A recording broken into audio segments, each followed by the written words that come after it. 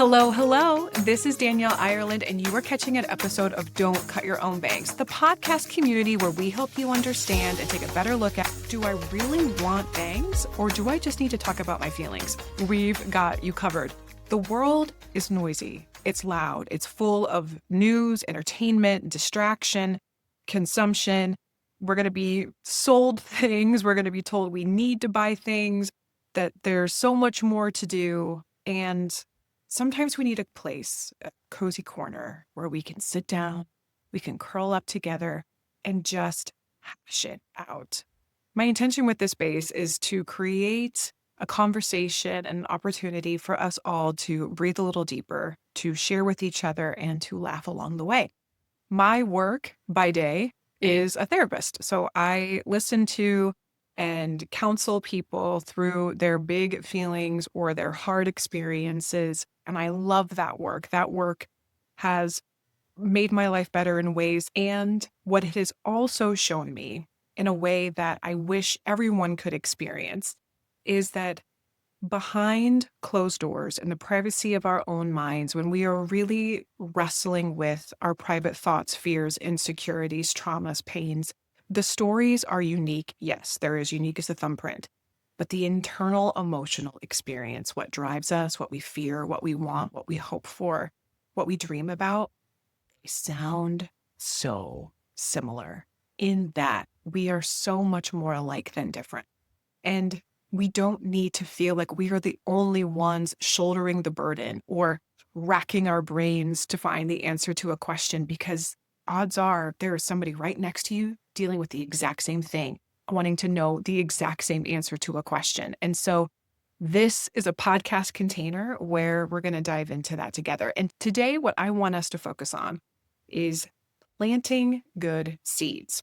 It is the beginning of 2026. It's not quite the first of the new year, but honestly, it still takes me about a full month. It takes almost the whole month of January for me to remember to write down the actual year correctly and not write down the year before. And what I'm really wanting to bring into this year is more intentionality that's driven by how I want to feel, which will always make the result feel better and the process of making it feel better, as opposed to attaching to a goal and fixating on how I'm going to execute that goal. That usually leads to anxiety, burnout, and doesn't leave room for flexibility and adaptability. But I want to create intention, more intentionality in the year. I want to feel more alive and in charge and charged up in a positive and energetic way. And I want to invite you to come along with me, because in the conversations I've been having with clients and loved ones, even with my husband yesterday in the kitchen, it's like we're all kind of stumbling through and feeling like we're catching up. And we don't have to feel that way, because if we actually think about what this season is, and I don't know where you're listening in the world, I happen to be living in a place in the world where right now, January, it's a colder month. So we were thinking in terms of nature and communing with nature and how plants and like all of life right now is a little dormant in my corner of the world. If I were to plant a seed, I'm not going to be able to expect a yield, a sprout, something to come from that. That doesn't mean that the seed isn't active, that there isn't still some magic and some energy alive in that seed. But planting the seed means that I need to plant it and then leave it alone, give it some space and grace and the container that it needs to thrive. And we deserve that too. So this is not about resolutions. This isn't about attacking your year. This isn't about setting a rigid goal that cannot change, because if you change your mind, you're not going to follow through. There's a lot, I'll say, not aggressive, but very intense chatter in the world. And I feel like January, it's just been branded poorly. It's like the PR is just way off for what January, I think, really should be, or how it is for a lot of people. And we're all kind of recovering collectively from an emotional hangover or an actual hangover, depending on how you celebrate it. This is a time where we can set some intentions. We can start to daydream a little more about what we want to bring and invite into this year, what we're ready to say goodbye to from last year. What did we learn from last year? And so that's all we're going to talk about today. And hopefully we're going to make it feel less tense, a little bit more relaxing, help us all take a deeper, more nervous system soothing breath, and help us start this year off on the right foot. And my interpretation of the right foot is whatever feels right to you, because you are the expert in you. Nobody knows you better than you. No one knows your goals, your hopes, your dreams, or your experiences better than you. So any expert advice, and I'm using air quotes here for anybody who's not watching this, expert advice is just that. Somebody has an area of expertise. They've spent a lot of time researching, studying, or practicing this thing that they're talking about. And so they are an expert in that one thing, but that does not make them an expert in you. If you've been listening to this podcast and you thought to yourself, dang, I really want to do some deep diving. I want to ask myself some bold questions, but I don't know where to start, or I'm ready, but I just need someone to help hold my hand through the process, I have a tool for you. It is called the Treasure Journal. It is a 7-part guided journal that is infused with and informed by my therapy practice. There are sentence stems, so you never have to feel stuck looking at a blank page. You never have to wonder where to start. There are stories to help remind you that you're not alone in this process and to kick off some of the inspired creative thinking that really gets the healing process going. And also there's lots of blank space in the back. So if you think, okay, I loved answering this question, but I want to take it further, there's space for you to make that practice your own. You're welcome to visit the link in the show notes for the Treasure Journal, and you can grab your copy today. I want to go back to the seed metaphor in planting good seeds. Last year, my daughter's class, they learned about the life cycle from a seed to a plant and what that means. And I'll just say this, I don't retain all the science of it, but what I know is there is a lot happening when that seed is beneath the soil, actively happening within that seed, long before we're able to see above the surface what that plant will become. And even in its infancy, in those early stages when there's a sprout coming from the ground, we can see that it's a spark of life, but we don't really yet know what that plant will be. And like us, like any experience in our life, anything that is existing currently started off as an idea. Somebody imagined it. Before it existed, before it was a table, before it was a rocket ship, before it was a candle, somebody had a spark of an idea. And that spark of an idea didn't exist, or it didn't exist in that expression. It didn't exist in that same way. It was just a seed in the ground that needed a little bit of time and space. And so if you were to give yourself time and that space, knowing that that might look like you doing nothing. That might look like you sleeping in. That might look like you taking a nap. That might look like you not executing every single goal or expectation that you have set for this next week, 2 or 3. I want to share a quote with you from Tricia Hersey and just a little context of who Tricia Hersey is. She's founded the NAP Ministry, and she's also written a book called Rest is Resistance. And I would highly, highly encourage everybody listening to go over to Instagram or whatever social media platform you're most engaged with and look up Tricia Hersey and the NAP Ministry. Her area of expertise is grounded in capitalism, white supremacy, and spirituality. She is a force of nature. But when you think of a force of nature, what you think is someone who is pushing really hard, who's building with a lot of force. And what makes her work so compelling, in my opinion, is that it is the antithesis of that. What she's learned through her studies and her experience is that softening, rest, is resistance. And it's grounded in this fundamental principle that our bodies are not machines, are not computers, they're not pieces of equipment, living entities that deserve to be honored. And when you think of yourself, not just your mental self, but all of the parts of you, when you think of yourself as divine, And I'm not even thinking in a religious context, but just simply being and existing in this moment in time, the gift of that, the gift that you are you treating yourself, treating your schedule, treating your day, treating your life with that level of profound appreciation? Because my guess is, and I'm speaking from experience here, my guess is that when you are hard on yourself, when you're shaming yourself, when you're being self-critical, when you're feeling like you're not doing enough, being enough, or simply aren't enough, it's because you're trying to live to a standard that is an external standard that didn't come from you, but it's rooted in a system that is broken and is, by extension, breaking many people. I work with so many men and women who are deep in burnout, profoundly in burnout, and feeling like essentially I'm doing life the way that I thought I was supposed to, but I'm not feeling the way I thought I would feel. But let me offer you this quote, because again, whether it's a seed metaphor and letting your seed do all of its invisible magic under the surface of the soil, or this quote, however you buy in, I want you to really just pause whatever you're doing if you're doing something else while you're listening and take in this quote because it's great. Rest is a generative space. There is information for your healing in the dream space. Our liberation is doomed without it. Rest is resistance. Your body's a machine.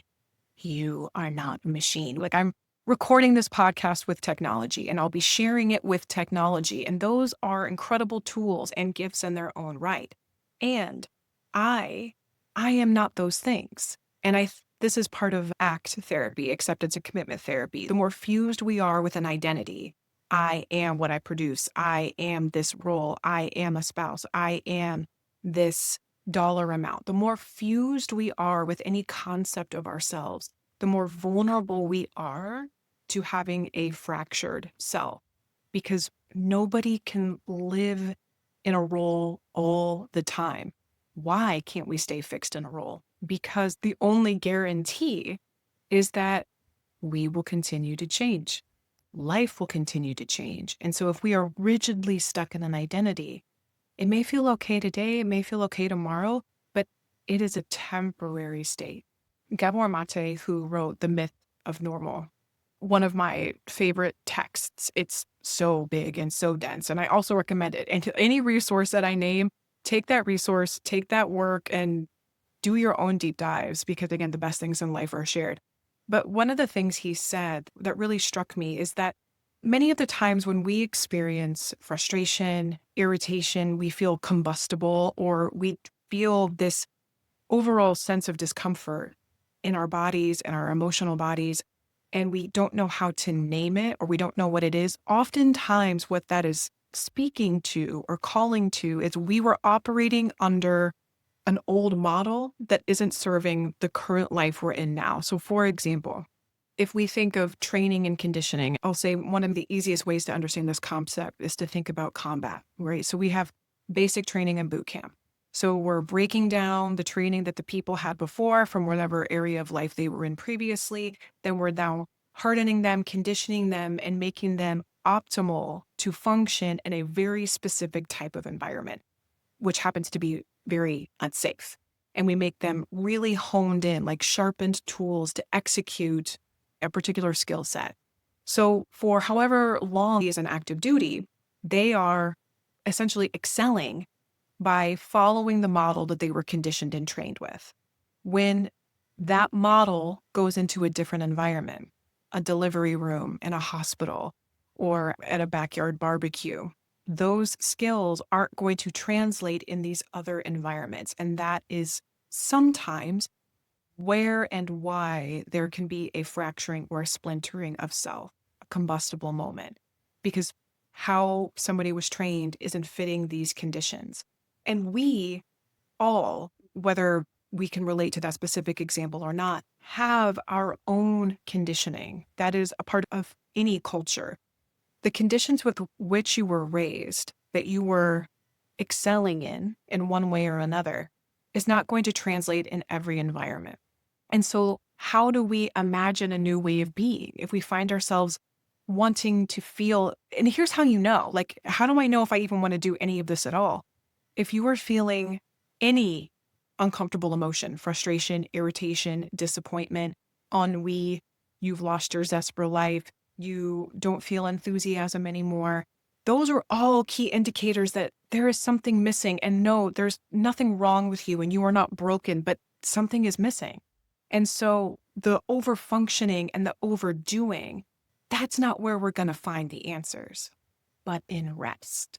Just like Trisha Hersey said, in rest, where we dream, where we imagine, where a friend of mine uses the word assimilate. Sometimes we take in a bunch of information and it's all new and we don't really know what to do with it. And so we have to step away from it for a while. I do that anytime I go through a training or a certification. It feels like this massive dump of information. And then I need to turn my brain off. And sometimes that might look like, I don't know, reading a fantasy novel or watching TV or doing something that seems mindless, but that actually serves a purpose. And as we start the new year, if you are feeling like you're falling behind or you're already behind, what I want to invite is that maybe releasing the fusion and expectation that you have to be on top of it. And what would it look like if you softly and gently rested and dreamed your way into the beginning of this new year? As a mother of two and a human on the planet, one thing I know for sure is that we have big failings and we don't always know what to do with them. This is why I wrote a children's book called Wrestling a Walrus for Little People with Big Feelings. And I'll also add a subheading for the big people raising little people with big feelings. I am confronted with my own big emotions every time I feel out of control or my child is having a tantrum or they're just not listening. It's hard. It is so hard. And it's so much easier to say than it is to embody and practice. What do we do with these combustible emotions? The heart of that process, that question, and how we come together to find a way to do it is all wrapped up in my sweet little children's book called Wrestling a Walrus. So that's linked for you in the show notes. I love this little book. It's a sweet, tender story. It's illustrated beautifully. It's filled with a lot of heart, and it's rooted in not only my experience as a parent, but my work as a therapist.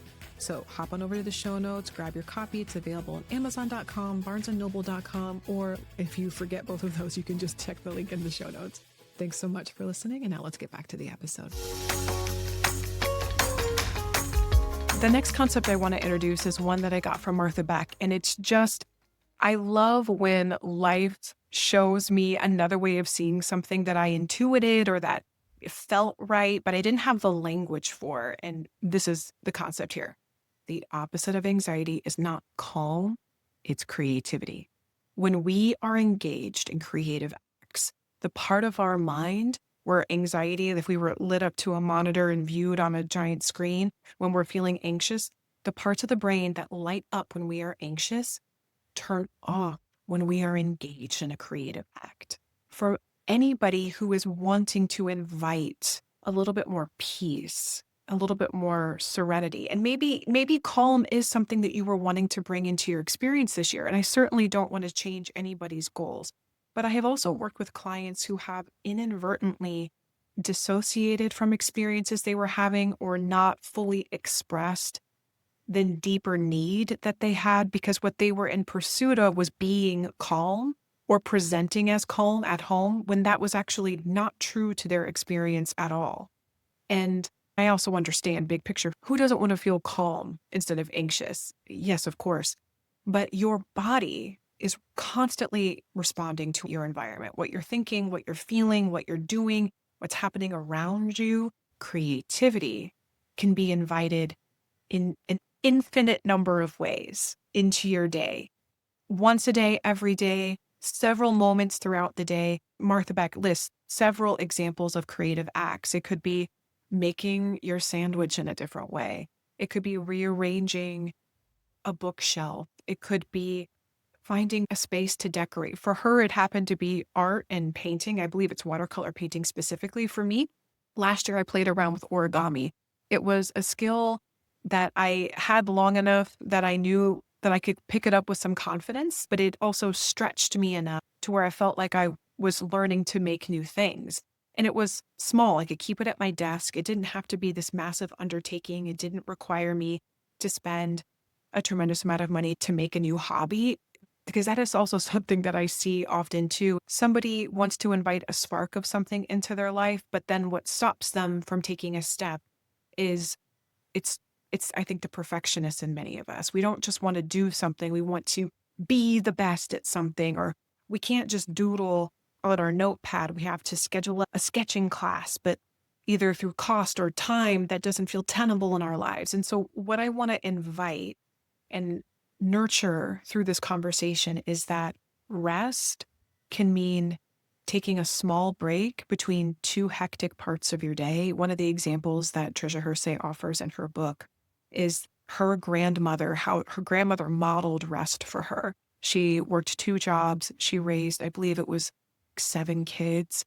And everyone in the family knew when she came home from one shift before she went work her second job, she would sit on the couch and just close her eyes. They didn't call it meditation. She didn't even think of it as meditation, but she was resting.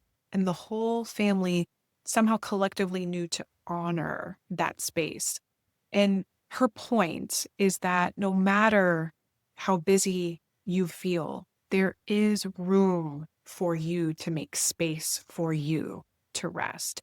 And just as an example, sometimes with clients, even what I'll recommend is setting a 3-minute timer, because 3 minutes when you are still and you are simply focusing on breath, if I were to sit and stop talking for 3 minutes, that would feel like a really long time for you to be listening to dead air for 3 minutes. 3 minutes becomes a lot longer when you are simply with yourself in that time, when you're honoring rest. So whether it's a 3-minute little commitment with a timer on your phone, whether it's a 15, 20-minute meditation, or even indulging in an afternoon nap, rest.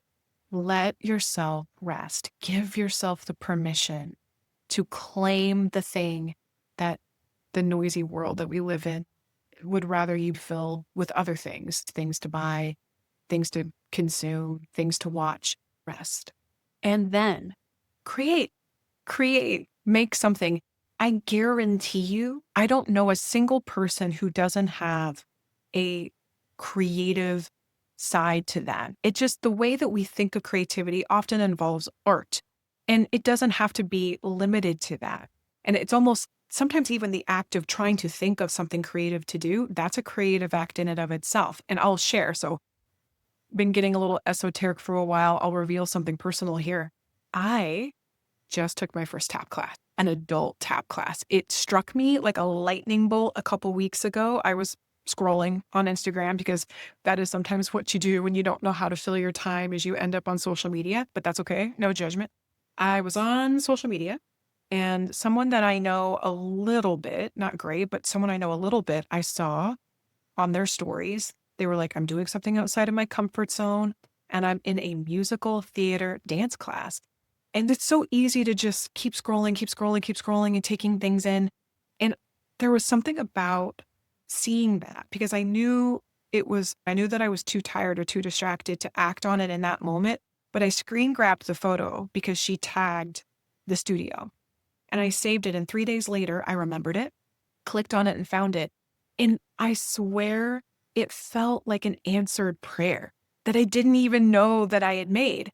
There's a dance community where I live that I didn't know existed specifically for adults. And I remember over the last few months, like, I got my daughter signed up for dance, and that's honestly all I thought that existed. I could either go back to ballroom dance, which is what I did in a previous life. I taught ballroom dance, which is what I know, but I don't really know the teachers there anymore. And the owners that I worked for, they're not there anymore. So I just don't think it would feel the same. And I also wanted to kind of explore something new and different and challenge myself in a new way. So I'd been toying with this idea of wanting to dance. And even though I know, well, you could dance in your living room if you wanted to, or you could just put on some music and boogie. And yes, I know that that's true. I don't want to deter anybody who knows how to break it down and pop and lock in their kitchen. That's just not the experience that really lit me up inside. But this studio does. And I mean, It's got so many different kinds of dance. And I've only taken my first tap dancing lesson. And I tell you, it was the best. And here's why it really lit me up. One, I have a lot of experience doing all different kinds of dance. I am not a tapper. I don't tap. But again, kind of like origami, I knew how to do a crane. I learned how to do a crane when I was in second grade. And that muscle memory never left me. I could do a crane with my eyes closed. But I don't know how to make anything else. So it's like my fingers understood how the folds should kind of work, but how to apply that making different shapes. It was like in a world that felt safe, but it stretched me in a new way, which is also really exciting. And that is what I found with tap. I don't know why I picked tap, because getting it wrong can, as I'm learning, be a little obnoxious on the ears. But it was great. I trust my body enough with that type of movement to know that like I'm capable of it. So it helped me get over whatever fear, although I was a little nervous pulling up to the studio, I'll be honest. And then slapping on a pair of tap shoes and going back to square one and letting myself be bad at something. And I don't even want to say be bad, letting myself be a novice, letting myself be unfamiliar. Like I don't have any competence when it comes to tap. But I'll keep you informed like as I continue on with tap, and maybe if I get really brave, even like share a video or something, because it will look like a beginner, but that's okay because that's what I am. My point is that doing that in service of me in a way that lit me up inside. I mean, today is only day one, but I gave myself a real gift. I know I did. I know I did. And I want that for you in whatever form that takes.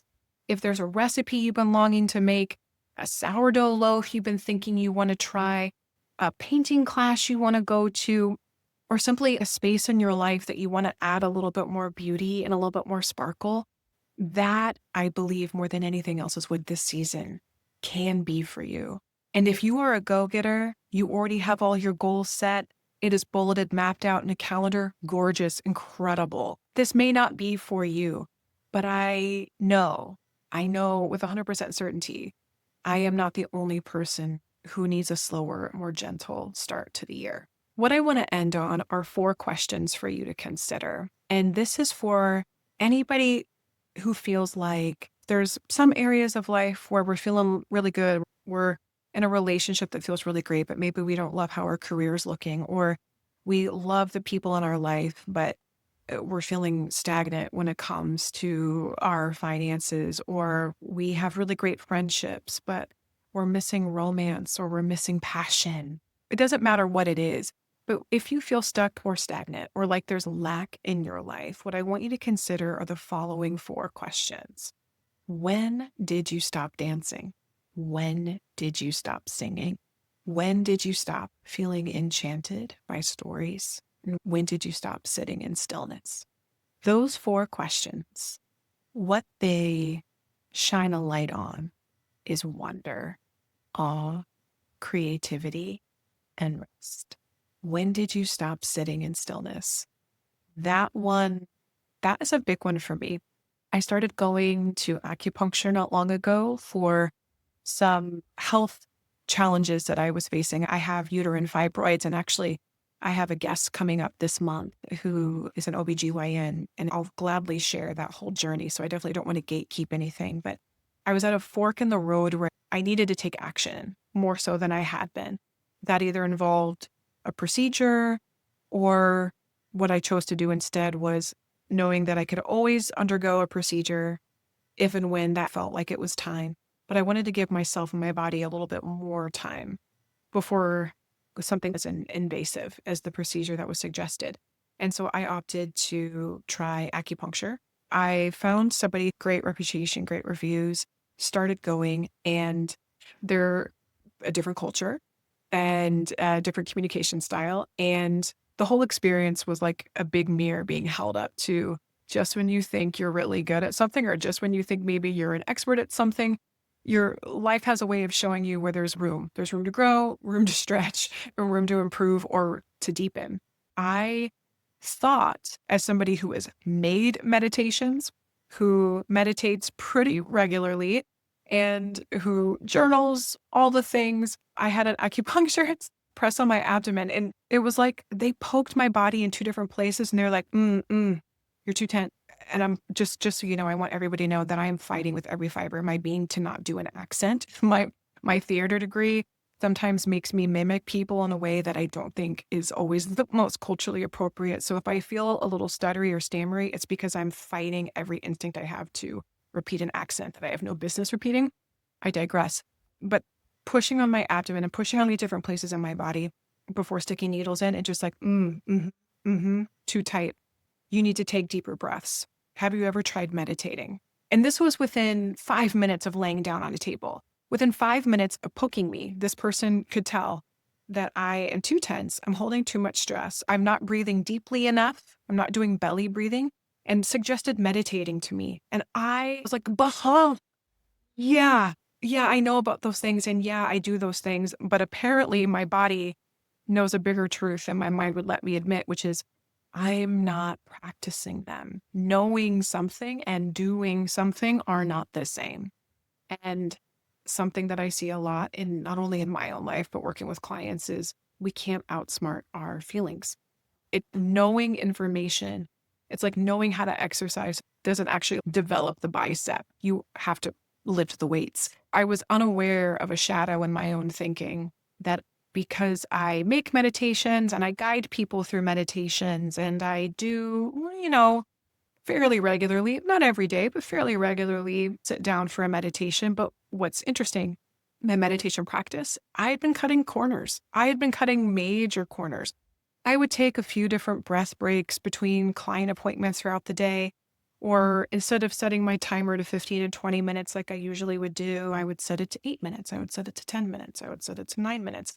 I kept finding ways to cut corners because there was still a part of me that was operating under this idea like, okay, well, yeah, I know I should do this because I believe in the benefits of it, but like I'm really in a hurry, so I got to get going. I just really wasn't making the time for it. And my body was clearly expressing that in a way that this acupuncturist could interpret. When did I stop sitting in stillness? I think that if I really think about it, it probably wasn't until the last time I can really think of is when I experienced my miscarriage a year before I got pregnant with my daughter. There was something about that grief that made me so deeply still, deeply, deeply, and profoundly still. And then I think once the momentum of my life got going and the symptoms that I was experiencing were less painful, I just became a little less conscious, a little less aware, a little less practiced in taking care of myself in that way. And I invite you to sit with these questions too, because you may have a different answer for all of them, but I haven't really danced, really danced in a long, long time. And dance and play and singing and silliness and stillness and feeling enchanted by a story, not reading a self-help book or a memoir or a murder, right? But letting yourself feel enchanted by a story.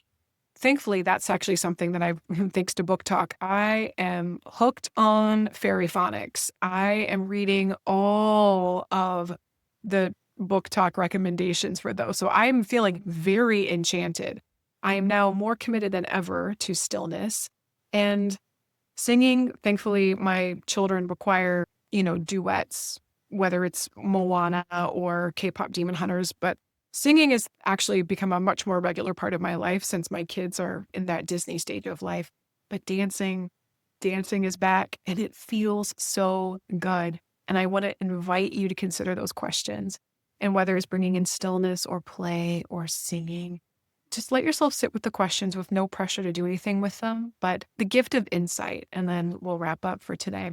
The gift of insight, once you see something more clearly, it is almost, it's like gravity. You feel compelled from a way that is intrinsically motivating as opposed to externally grinding. You feel this internal pull, just like taking a screen grab of somebody talking about a dance class. I didn't really know what that meant or know what to do with it at that time, but that was a breadcrumb for me to pick up. And I am so glad I said yes. And there are breadcrumbs all over the place for you. I know they are. Sit with those questions.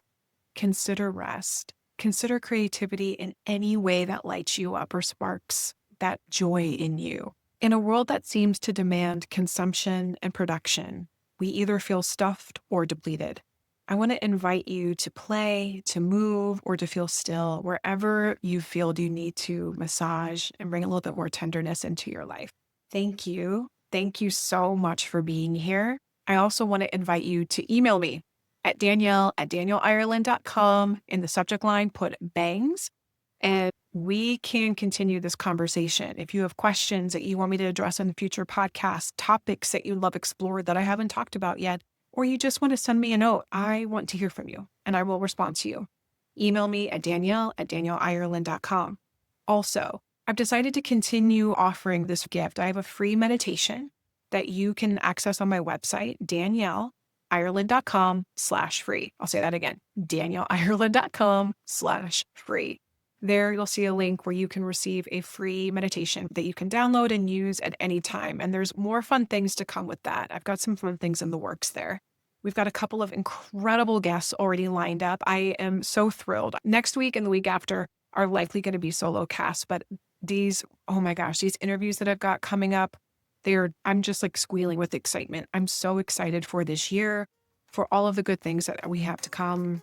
Thank you for being here, your time, your care, your attention. They are treasures, they are precious, and thank you for sharing them here with me. I hope you continue to have an incredible day.